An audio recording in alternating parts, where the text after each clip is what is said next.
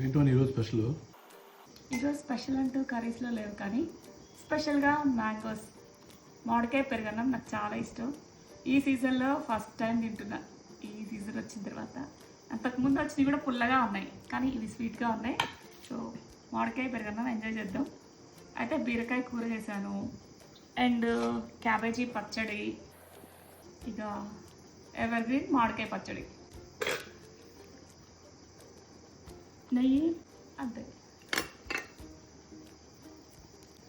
చిన్నప్పుడు మా నాన్న ఇలా మామిడికాయ పచ్చడి అన్నం కలుపుతుంటే నోట్లో నీళ్ళు ఊరుతూ ఉండేవి. గీతు ఒక ముద్ద పెట్టినా తింటావా? కారంగా ఉంటుంది. ఇక పిలిచి వద్దన్నా కూడా నోట్లో ముద్దలు పెడతా ఉండేవాళ్ళు.